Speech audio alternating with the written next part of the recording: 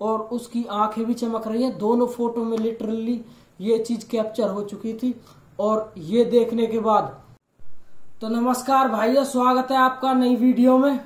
तो आज हम बताने वाले हैं आपको एक ऐसी स्टोरी जो कि लोग कहते हैं, हमारे बड़े बूढ़े कहते हैं कि बालाजी से प्रसाद या कोई भी चीज वहां से लानी नहीं चाहिए। और बहुत से लोग तो ये भी कहते हैं कि जब वहां से आप दर्शन करके आओ बालाजी से, मेहंदीपुर बालाजी से खासकर, तो उसके बाद पीछे मुड़ के भी नहीं देखना चाहिए।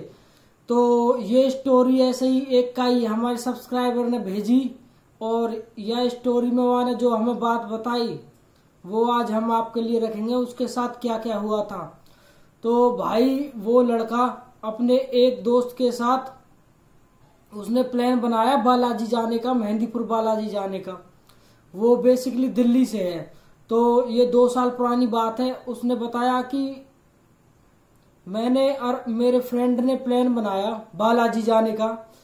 तो उसके बाद मेरे फ्रेंड के घर में कोई बीमार पड़ गया, उसकी किसी की तबीयत खराब हो गई।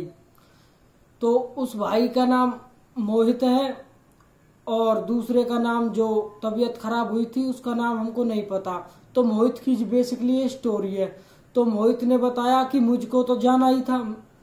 तो मोहित तो निकल गया बालाजी के लिए। तो वो यहाँ से निकला कम से कम दोपहर के 2-2:30 बजे। तो 2-2:30 बजे जब वो निकला, उसके बाद वो 2-3 घंटे में पहुंच गया बालाजी। बालाजी दर्शन करने के बाद थोड़ा पहाड़ों पे भी घूमा और उसने बढ़िया वहां एंजॉय किया। उसके बाद उसने बताया कि भाई मुझको किसी ने बताया नहीं था कि वहां से प्रसाद नहीं लाना चाहिए।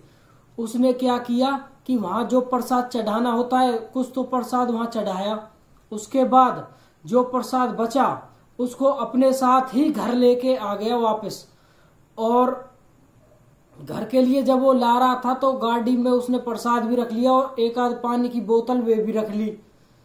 उसके बाद वो बताता है कि भाई मेरे साथ क्या हुआ कि रास्ते में बालाजी से कम 20 या 30 किलोमीटर चलने के बाद कम से कम रात के 8 साढ़े 8 बज गए थे। उस टाइम अंधेरा सा हो गया था। तो दोनों तरफ जंगल से थे, दोनों तरफ पेड़ ही पेड़ थे रोड के। तो मेरी गाड़ी में ऐसे लगा जैसे किसी ने टक्कर मारी हो और मेरी गाड़ी टक्कर लगते ही साइड में हो गई। और मैंने कहा यार ये टक्कर किसने मारी है। और मैंने गाड़ी से थोड़ा स्लो किया गाड़ी को और गाड़ी में से झांक कर देखा पीछे, तो पीछे कोई भी नहीं था और ना ही आगे कोई था, ना ही कोई सवारी चल रही थी और कोई जीव जंतु भी नहीं था। तो मैंने कहा यार ये गाड़ी में टक्कर भी लगी है। मैंने उतर के देखा तो गाड़ी में प्रॉपर डेंट आया हुआ था, गाड़ी में टक्कर लगी हुई थी और किसी गाड़ी वगैरह की ही टक्कर लगी हुई थी। लेकिन गाड़ी ना तो पीछे थी ना आगे थी, ना कोई जंगली जानवर था। मैंने खूब चेक कर लिया फोन की लाइट से भी। उसके बाद उसने बताया कि मैंने गाड़ी स्टार्ट करने के खूब कोशिश की। मैंने उस बात को इग्नोर करके गाड़ी स्टार्ट करने की खूब कोशिश की, लेकिन गाड़ी स्टार्ट ही नहीं हो रही थी, गाड़ी सेल्फ ही नहीं पकड़ रही थी। बेसिकली वैसे तो स्विफ्ट गाड़ी थी पर वो सेल्फ पकड़ ही नहीं रही थी कतई भी गाड़ी। उसके बाद वो हार थक कर वहीं गाड़ी खड़ी कर और बाहर आकर खड़ा हुआ और उसने सोचा कि गाड़ी तो मैं आज रात ही रहने देता हूँ, शायद किसी से लिफ्ट मांग लूँ, कोई निकले। तो उसको इस हेरा फेरी में कम से कम 8:30 या 9 बज गए थे। तो वह रास्ता पे कोई उसको सवारी ही नहीं मिली अंधेरे में। और वो बता रहा कम से कम मैं 20 या 25 मिनट भाई खड़ा रहा हूं और मुझको कोई भी सवारी ना ही आते दिखी ना ही जाते दिखी और मैं बहुत परेशान और अकेला मैं वैसे था।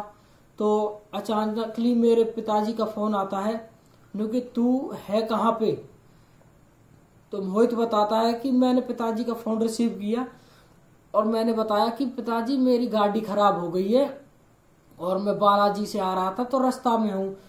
तो उसके पिताजी समझते हैं ये आ गया है और दोस्तों के साथ एंजॉय कर रहा है, मुझसे झूठ बोल रहा है। हाँ 2 पैक वैक लगा रहा होगा ये समझ रहे थे। उसके पिताजी को थोड़ा बहुत लगाता भी था। तो फिर उसके पिताजी ने उस पर शक किया। उसके पिताजी ने उससे कहा कि तू मुझको गाड़ी का फोटो खींच के भेज और अपना भी, कि तू है कहाँ पे। तो उसने गाड़ी की जैसे ही 2 फोटो क्लिक की तो उसमें कुछ ऐसा दिखा, और क्लिक करने के बाद उसने वो फोटो अपने पिताजी के पास भेजी। उसके पिताजी ने कहा कि तू तो अकेला था, ये लड़की कौन है तेरे साथ। उसने कहा पिताजी मैं तो अकेला हूं, लड़की कोई नहीं है मेरे साथ। तो उसके पिताजी बोलते हैं कि फोटो देख।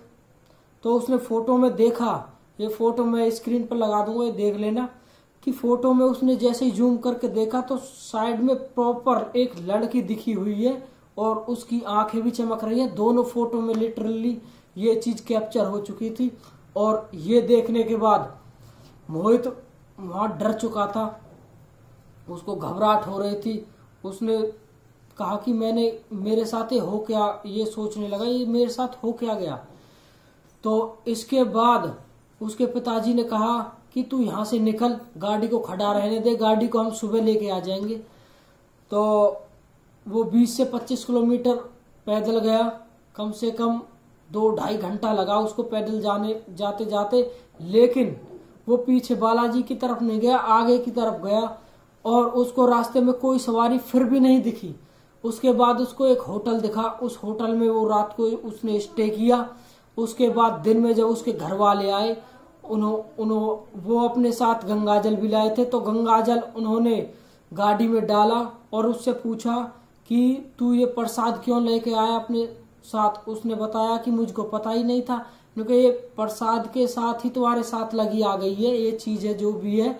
तो ये प्रसाद को उन्होंने वहीं डाला और उसके बाद वो गाड़ी को प्रॉपर घर लेके आए। घर लाने के बाद उनने गाड़ी को शुद्धिकरण करवाया, छोरा के भी गंडा गोली बंधवाए। वाह के बाद भैया मोहित अब यह टाइम सही है, वाक बात तो कुछ होना, पर ध्यान रखे करो जो भी बालाजी जावे, मेहंदीपुर बालाजी जावे तो यह बात को ध्यान रखा करो भाई, प्रसाद वरसाद का ये लान होना है। और ऐसे ही हमारे वीडियो को प्यार देते रहे और मिलते हैं हम आपको नई वीडियो में। तो